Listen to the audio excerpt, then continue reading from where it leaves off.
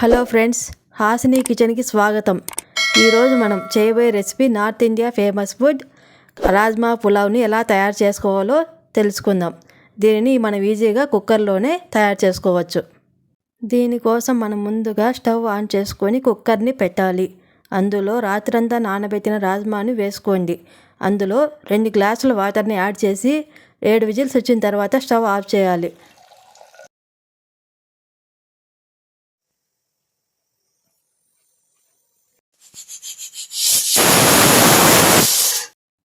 ఈ విధంగా సగం మాత్రమే ఉడికించండి, ఎందుకంటే రైస్లో మళ్ళీ ఉడుకుతాయి కాబట్టి. ఇప్పుడు పలావ్ కోసము కుక్కర్ని పెట్టుకొని అందులో నూనె, బిర్యానీ ఆకు, సాజీరా, మరాఠీ మొగ్గ, జీలకర్ర, దాల్చిన చెక్క, లవంగాలు వేసుకోవాలి. అందులోనే మనం కట్ చేసి పెట్టుకున్న ఆనియన్ ముక్కలు, పచ్చిమిర్చి ముక్కలు, కొద్దిగా కరివేపాకు వేసుకొని బాగా ఫ్రై చేయాలి. ఫ్రై అయిన తర్వాత క్యారెట్ ముక్కలు, టమాటా ముక్కలు వేసుకొని బాగా కలపాలి. కలుపుతూ దాన్ని వేయించుకోవాలి.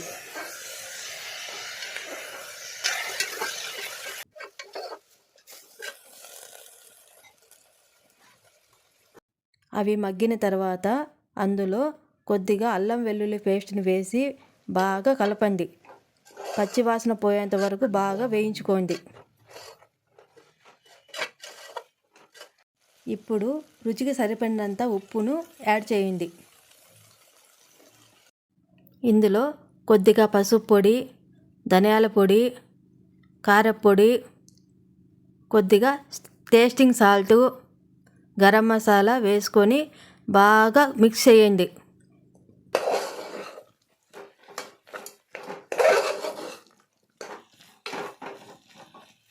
తరువాత మనం ముందుగా ఉడికించి పక్కన పెట్టుకున్న రాజ్మా గింజలను ఇందులో యాడ్ చేయండి.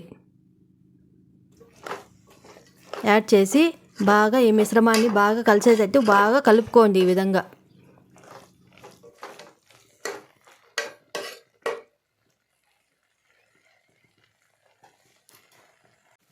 ఇందులో మనం ముందుగా నానబెట్టుకున్న రైస్ని యాడ్ చేయండి. రైస్ని యాడ్ చేసి బియ్యం నలిగిపోకుండా ఈ విధంగా జాగ్రత్తగా కలపండి.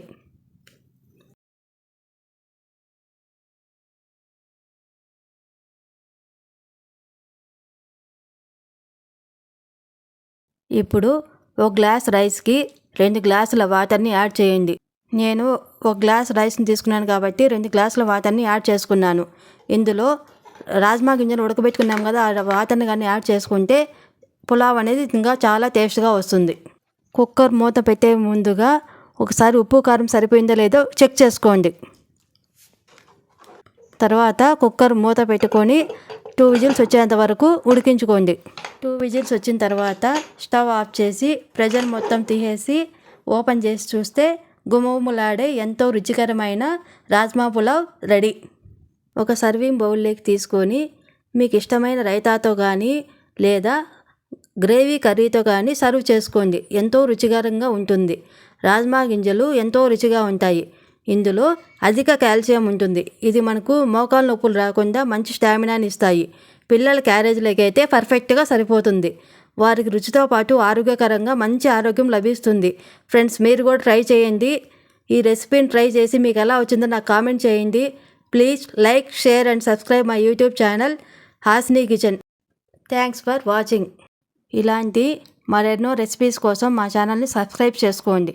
Please like, share and subscribe my YouTube channel.